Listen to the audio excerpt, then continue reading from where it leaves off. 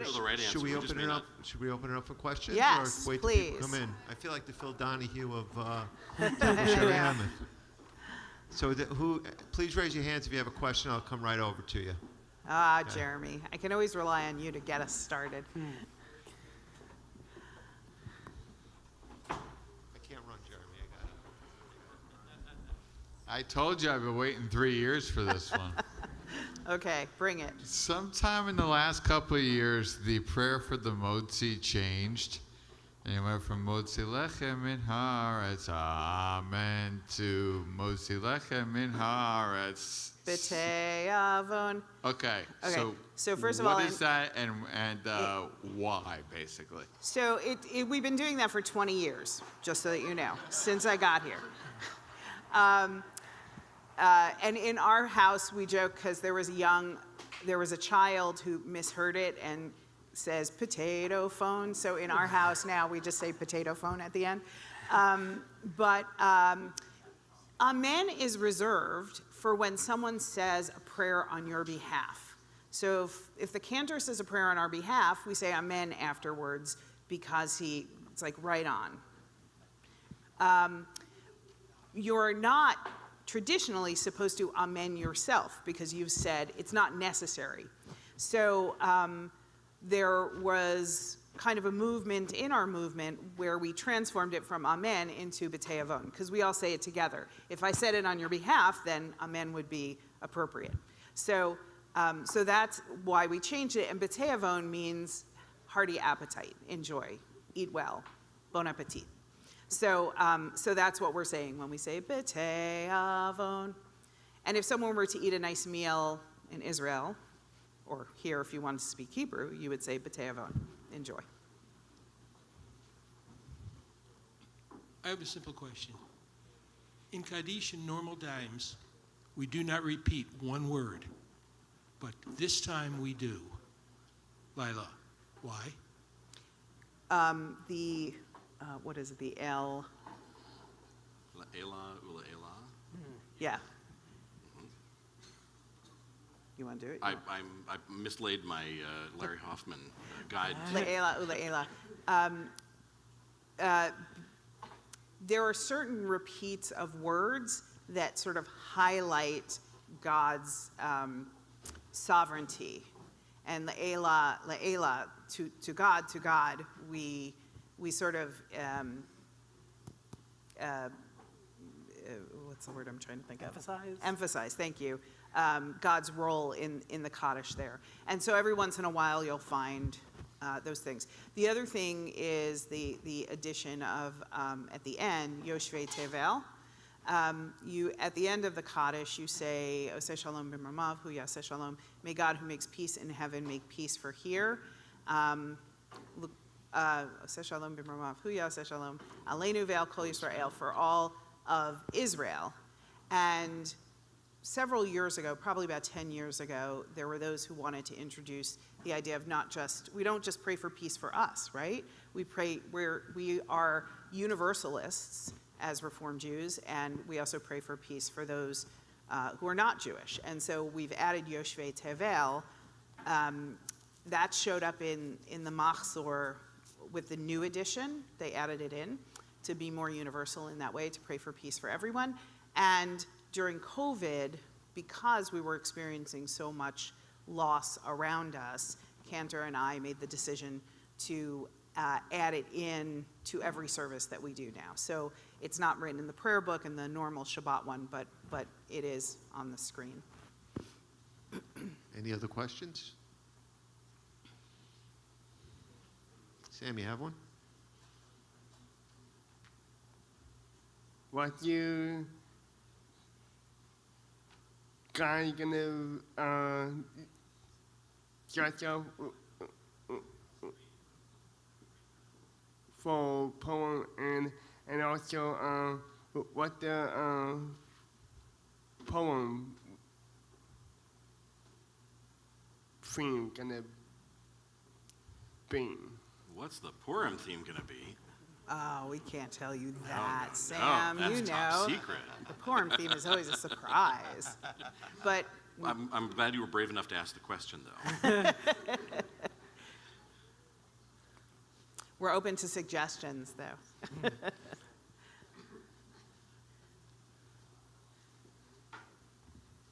When I was growing up, Yiddish was the language in my home.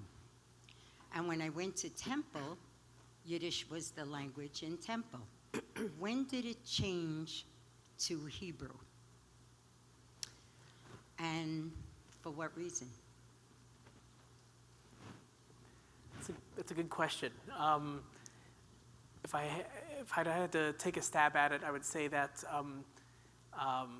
following the Six-Day War in Israel, there was a major Zionist awakening, you might say, in the diaspora, and that really catapulted modern Hebrew as a language into the American Jewish landscape, you might say.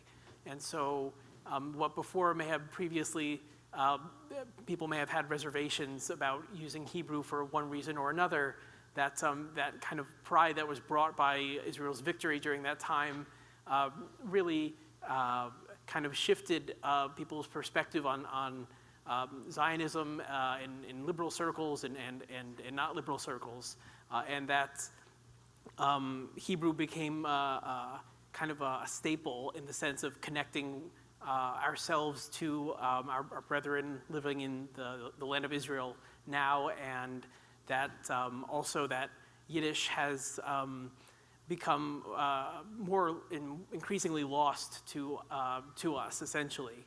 And the fact that we now do have modern Hebrew as a revitalized language, it is most appropriate to have that take the helm, essentially, in terms of the lingua franca of a synagogue life. Rabbi Schechter also, when he really built Shari Emeth, believed that it was important as a Zionist to use the Hebrew that was being spoken in Israel to connect that. And so he really insisted that not only if someone had a Yiddish name that they take a Hebrew name as well, but that you have to make a decision, right, as a community, what kind of pronunciation are you going to use? Are you going to use Ashkenazic or are you going to use Sephardic? And Ashkenazic tends to be much more connected with Yiddish, and the Sephardic much more with Israel. And so the Reform movement followed the Sephardic way as well. The other thing is that the Reform movement derives from German Jews, and we hear a lot of Yiddish in the Eastern European communities, less in those very educated German communities. And so that may also play a part in it. I do encourage you, I find it tickling when I watch it, to watch Stissel and some of the Yiddish, like now Yiddish is on TV. Like who would have thought there are whole shows in Yiddish to enjoy those? And if you want to get a taste of it, go to Borough Park or Lakewood. and you'll hear lots of Yiddish everywhere you go. But now it's really separated out into sort of, the ultra-Orthodox maintain Yiddish, and those who are not really often follow the Sephardic. You say kugel and I say kigel. You say kiddush and I say kiddush. I worked in the Hasidic community upstate in Monroe, and they spoke Yiddish. Yeah. You'll hear Yiddish as like the common language within Borough Park, Lakewood, Muncie, wherever you have that ultra-Orthodox community. I think if I'm not mistaken, that the Hebrew is reserved for the prayers, the Torah, and that you don't want to speak in Hebrew lest you. Lashon Kodesh. Yeah, It's a holy language. Right. So if you're going to talk about something other than Torah, then you speak in some other language, Yiddish, English. But if you went into those synagogues, you would hear the Ashkenazic pronunciation, Tav is Sav, Az or, those kinds of things. Any other questions? Well, I have a question for the cantor. Go have a sandwich. Oh, you have a question? Just kidding. You have to use the microphone. Do I have to? You do, because it's being streamed. People won't hear. Oh, then maybe I won't. A question on appropriateness. And Rabbi Pankin, you addressed this several years ago at an Ask the Clergy, the appropriateness of what to wear when you come to services, whether you're on the bima or sitting here. The appropriateness of visiting a cemetery on Shabbat. Our cemetery does not have gates. They do not lock. They're open 24/7. Does that mean it's okay? Well, two separate questions. Yes, Okay. separate questions, but So the first, getting it out while. what's appropriate to wear to shul? We have this beautiful concept of hidur mitzvah, that when you perform a mitzvah, you're supposed to beautify it. And part of the way we beautify it is to dress up and look nice when we go to synagogue. And I think there's also the tension of what happens when you've got a kid at soccer practice, but you want to go to shul. Do you take them home and wash them and give up the opportunity to go to shul, or do you bring them to shul and maybe have them change their shoes?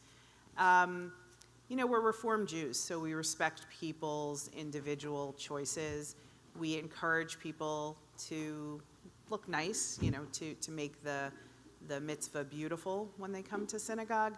But I know for myself, I'd rather see a kid in synagogue in their soccer outfit than not in synagogue.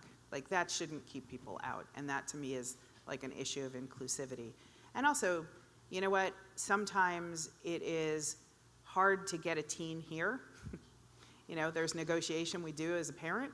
And sometimes if we can let them feel more comfortable in what they're wearing and get them here, they will feel accepted and warmly welcomed in the synagogue. And so, so both of those sort of exist together. And what about an adult?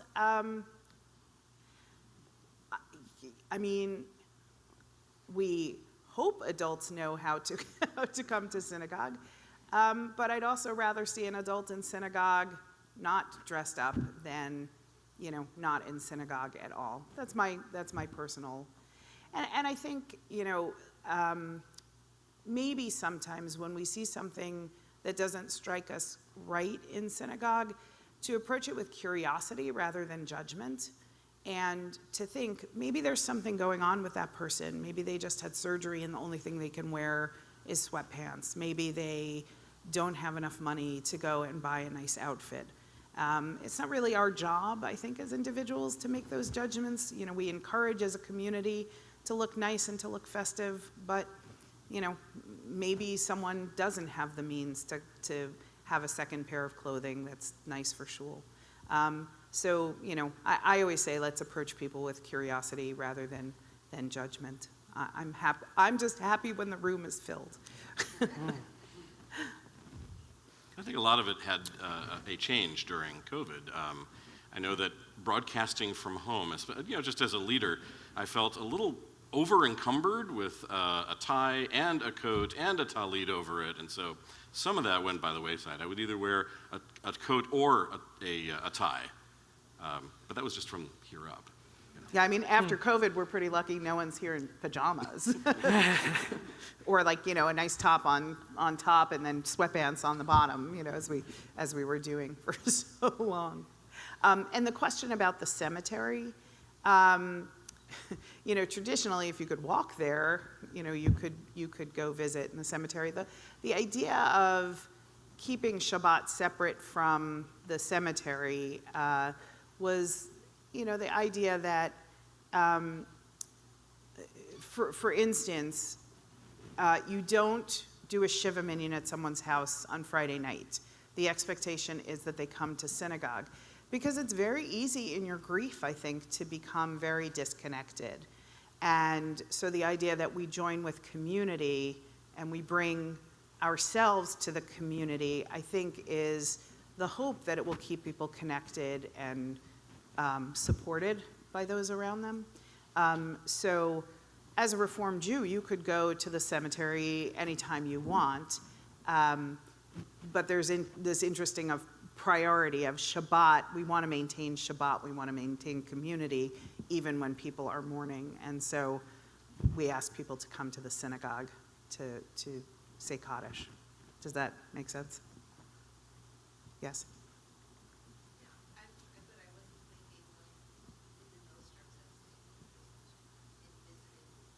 In visiting on Shabbat. Shabbat traditionally takes priority over, like morning stops. I put that in quotes because obviously morning doesn't stop. But the priority becomes Shabbat over visiting the cemetery. Again, as a Reform Jew, though, if that's the day that you have to go visit the cemetery, then that's up to you. There aren't gates on our cemetery. There are some cemeteries that lock on Shabbat and holidays, but ours does not.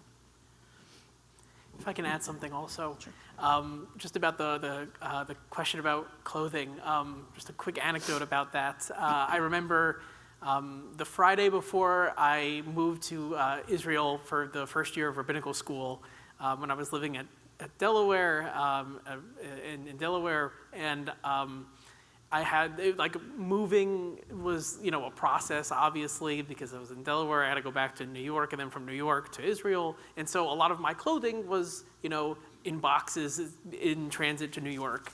And I remember I went to services that Friday evening, and it was actually Saturday morning I went. It was a conservative synagogue, the most welcoming, warm, embracing, egalitarian conservative synagogue you may ever see. And I remember that all I had left in my dressers was a pair of pink shorts. And they were very nice. They were like dressy, but they were shorts. And I wore a nice button-down shirt, but I was also wearing these shorts. And let's just say I will never do that again. But I also will never forget how I felt when I was there, and the stairs, and it was highly uncomfortable. And someone did come up to me and say, "You're gonna wear a suit next time you come here, right?" And on one hand, I'm glad that someone said something to me. Not like I didn't know, I just didn't. I was like, yeah, well, my clothing is in transit right now. So you never know why people are dressed in the way they are. But also, it's hard to understand how far one's words can go, and how that affects people's experiences. So it was a good learning moment for me, especially when it comes to communal standards and norms and respecting those. And you hear people say that all it took was one difficult experience walking into a synagogue they've never been to before to send them away forever. And that's not what we want, right? We want people here. We want people praying. We're Jews. We want community. And so we have to think carefully about, why we push people away. And Betsy Millman, bless her soul, may her memory be for a blessing, she had a seat in the synagogue. You all know, 5th row on the other side, right? No, she was over there. For High Holiday, she was there, you're right. And, God forbid you sat in her seat. She would move you. And I always said, Betsy, I'm not telling tales here, but I say, Betsy, don't kick, just sit one seat behind. She said, no, that's my seat. But there were people who didn't feel welcome because of that, and that, who do we want to be as a community, and what kind of Jews do we want to be to other Jews? And I think we should have pink short outdoor services now one night, just to celebrate your pink shorts and let you know that we love you and your pink shorts. Thank you. So. Good morning. Good morning. This morning I found myself pondering. I was catching up on my 10Q questions about, reflecting on the past year and hopes and aspirations for the coming year. Can I just, for those of you who don't know, 10Q is this great online program where for 10 days they ask you questions, and then you get to see the year after how you answered the questions between Rosh Hashanah and Yom Kippur. So if you didn't do it this year, 10Q next year. Okay. So as it's written, and we do on these high holy days, that on Rosh Hashanah it's written, on Yom Kippur it's sealed. So my pondering was, and I hope that I could share this with everybody. My wife and I, my family, we had a very blessed year. We had some down years, but this particular year, the blessings have been overwhelming. So apparently last Rosh Hashanah and Yom Kippur, I was very good, and God inscribed me for a very good year. So the question becomes how does liturgy speak on how do we repay or not repay, or how do we serve Adonai for a very blessed year? And maybe you can answer on years that maybe we didn't have the best of years. How can we improve and be better in Adonai's eyes? Well, definitely a tremendous donation to the annual appeal. That helps. I'm just kidding. I think whether you had a good year or whether you didn't, I mean, certainly if you have a good year, finding ways to express your gratitude. Jokingly, I said the annual appeal, but tzedakah, giving to other people through time, through talent, through money is one way of doing that. But I think that, when we talk in Untitled Chapter about the tefillah, tshuva, and tzedakah, that how do we make the most meaning in our life? How do we make even the most difficult times meaningful? And if we turn to those, I think they're good guides. Having good relationships with people, that's one way that we pay it forward, that we say thank you. Praying and expressing your gratitude, and tzedakah, making the world around you a better place. I would say that those are the guides for everything, and especially when you are in a place to say, I had a wonderful year and I want to find a way to acknowledge that, those three are really excellent guides. Would you add anything? Or? What immediately came to mind was that which is limited as a resource for what we have is the best way to distribute that, essentially. That is, to give back is to give back, whether it's, as Rabbi Penkin said, whether it's money or time or talent or whatever resource we have that we know is limited in general, and giving that is, I think, a powerful way of expressing one's gratitude and appreciation for their time of plenty, you might say, whether that's spiritual or material. I think that giving in whatever capacity is probably the most effective outlet in that case.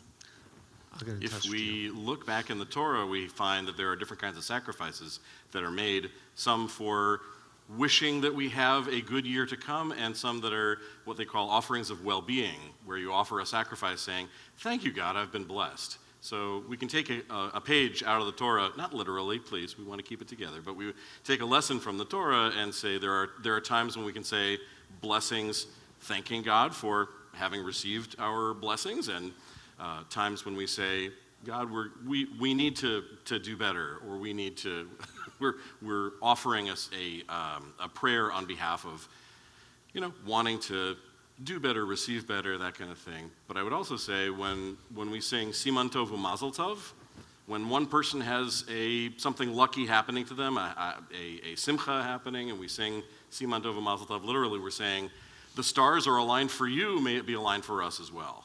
So we rejoice in other people being successful as well.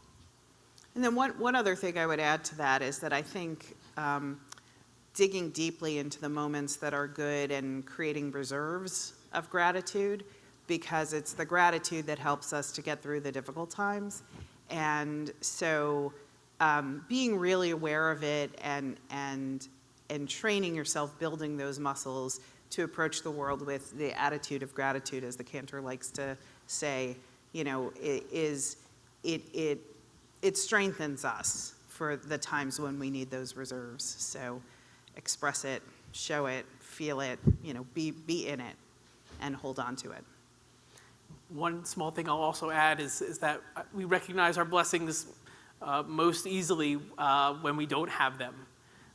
And that is to say that that contrast of, we really recognize when we've had things go really well, when things aren't going really well. And I think that that's an important thing to hold with us also, and that is that, if the year wasn't such a good one, that in and of itself, I think it merits further consideration, and that it's not so much, it's not such a bad thing, so to speak. Everything is in its own perspective. Any other questions? Okay.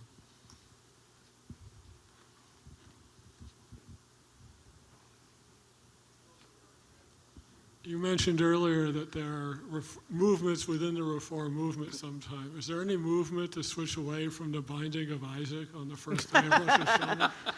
Well, You perpetually seem miserable doing it. I predicted you might reassign it this year. Now, as an assistant rabbi. I have a love-hate relationship with it because, I always say that when you study Torah, you always see something new in it. And, and every year it tortures me, but I feel like I have to admit it's a tough one to read, right?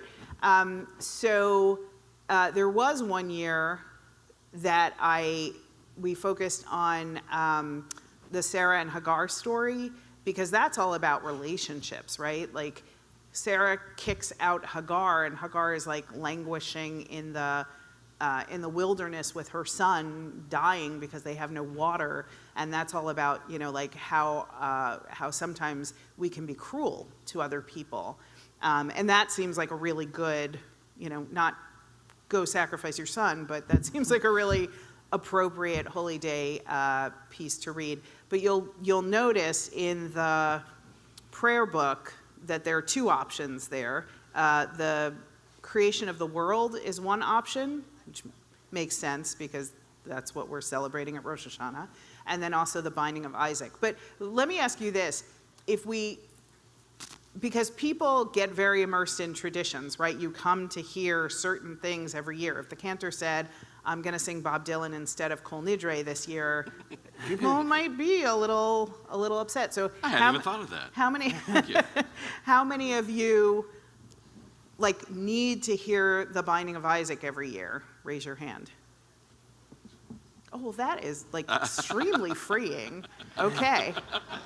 So maybe next year we'll experiment with it. But if it goes wrong, I'm blaming all of you. I have to say, I attended the children's service, and the rabbi didn't talk about the binding of Isaac. She just straight went to Genesis. Yeah, in the children's service, we've always done Genesis because we feel like it's easier to talk about the birthday of the world with the little ones rather than your parents want to kill you. I always consider it high drama. Yeah. It's like watching, Death of a Salesman or something like this. We know how it's going to end. We see the drama and the climax, and then it went well for Isaac this year. I hope it goes well for him next year. But there's also the element in it that I once a rabbinic mentor of mine shared with me that he was walking down the street and he was watching a little boy holding the hand of a father, and at that time it was the time of Walkmans, and the father had a Walkman on and was not paying attention to the kid, right? And how to him that was such a binding of Isaac moment, right? Abraham is totally in his lane. He is not thinking about his son. It's about him. So even there are so many ways we can take that story and say this is a story for us to consider in our own lives. When are we on the phone with our kids at dinner? Hi. Hi. Hi. Nice Hi, to guys. see you here, Susie.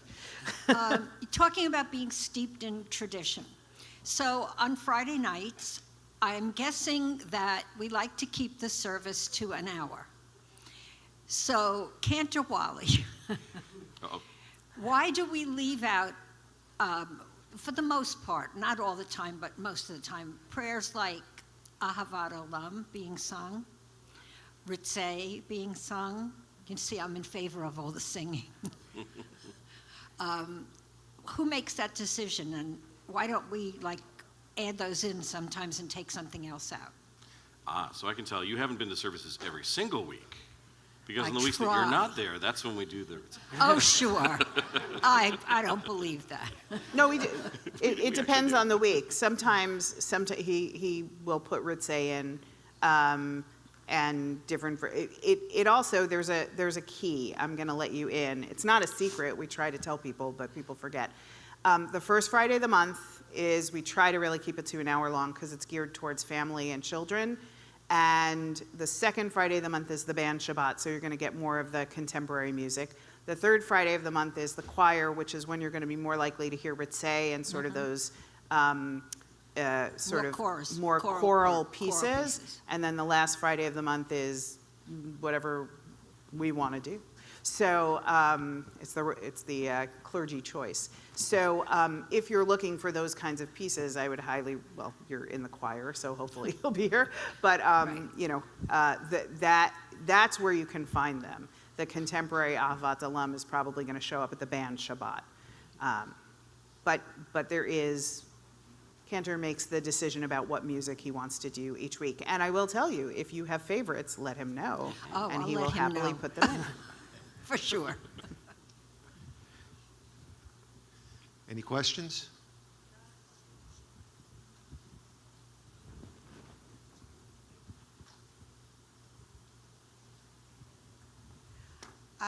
What I wanted to ask was whether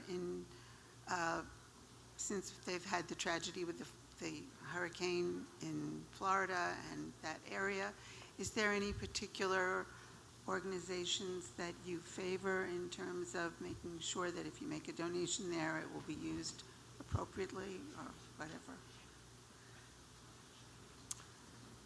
Usually the Reform Movement puts together a donation for Ian. I have to admit, I haven't been paying attention this past week. There was hesitation about the Red Cross in the past because of things with Israel. That has shifted. So the Red Cross is always a good option for crisis relief. Any others that you? Haven't seen anything come across my email inbox that I was paying attention to, but generally speaking, the Reform Movement, the URJ, has donation pages Yeah. that are available.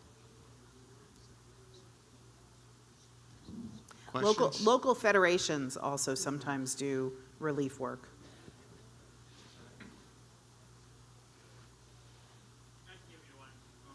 No, I'll come up. If you want. Or you can use the pro mic as opposed to the Yeah. con mic. So, in your travels and your experiences in your studies, have you seen a significant variation in the way your congregations and your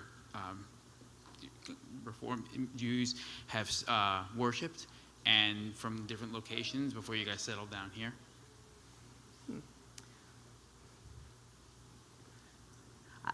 That's a good question. You know, I've stayed in the New York, New Jersey area, so it hasn't changed that much. The one thing that's nice about the Reform Movement is that we generally all use the same prayer book, so that, you know, it's like a franchise, right? Like whatever McDonald's you go to, they have the same Happy Meals. So it's the same with the Reform Movement in the sense that, like, we use the same prayer book. So there's comfort with it when you enter the room. Cantor,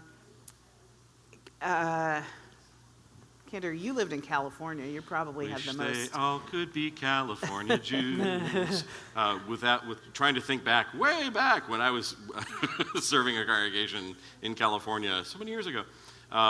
It's hard to generalize, but I think you might find more similarities. It's funny between a classical Reform congregation in California and a classical Reform congregation in New Jersey than you might find in different synagogues that are across the street from each other. I lived in an area, the temple I served was in an area where a lot of people were spread out around Los Angeles, and often our congregants had to pass 2 or 3 other Reform congregations before they got to ours. So in a highly competitive area, you might find that each synagogue attracts a certain type of Jew, the intellectual Jew, the Hollywood behind the scenes, I don't want to be recognized for my celebrity Jew in the pew. And then I served a congregation in Virginia Beach in Norfolk for 8 years.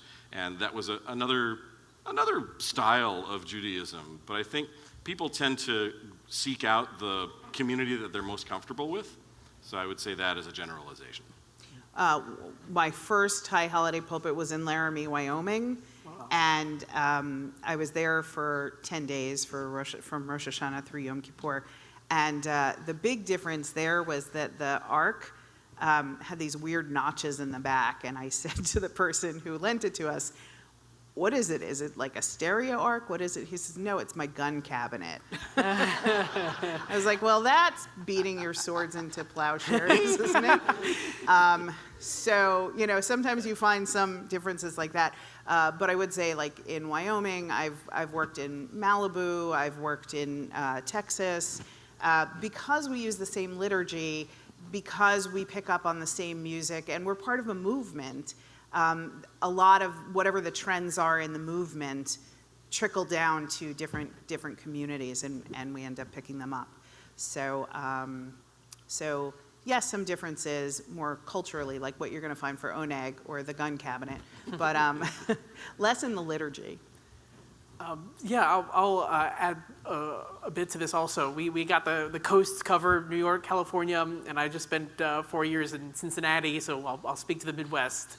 I've had student pulpit placements throughout the Midwest and the Great Plains, and one kind of trend I've noticed is that the more remote a location, the more drawn to tradition that community tends to be, and that is, if I had to guess, I would say it's because feeling that your Jewish community is so small and intimate that that it compels people to want to delve deeper into what the tradition is and what those roots are. And we do share the prayer book, of course, from throughout the movement, which is a great kind of equalizer for all of the Reform synagogues, whether they're in Wyoming or Sioux Falls or New Jersey somewhere.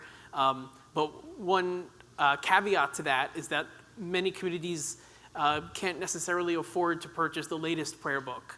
And so many times they may be using, Gates of Prayer, which is a former version of the Siddur.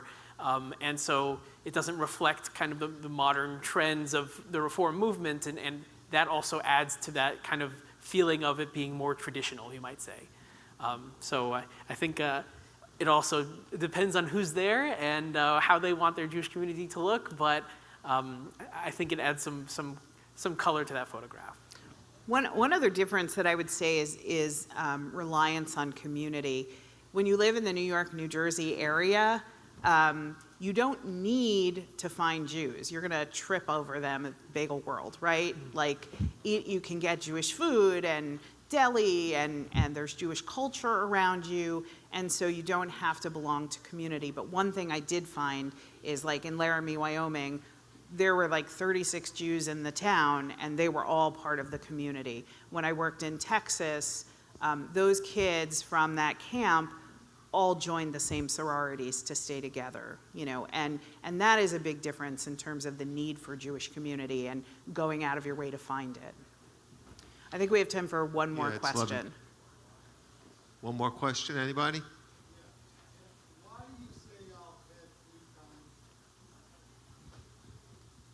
Why do we say Al Chet 3 times? Yes. Who's asking that question? Way in the back. Oh, did we say it 3 times? Are we repeating it from service to service, or there's a lot that we Are you have to saying be guilty of. traditionally you repeat it 3 times, or in our prayer book?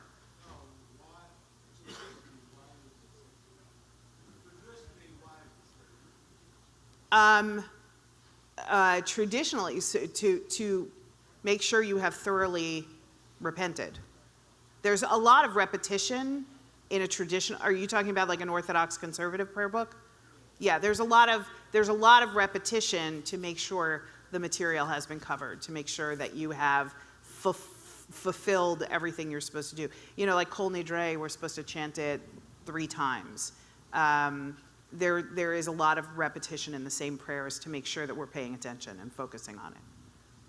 I have one more over here, Rabbi, and then that's it. As a member who came over from TRT, my question is, you have a cemetery? Yes, so we don't own a cemetery, but we have plots at Beth Israel. So we have actually like 3 sections there that have been purchased over the years. So did TRT have plots up there too? Yeah. So we now own more together. We have more sections at Beth Israel. Okay, everyone, thank you.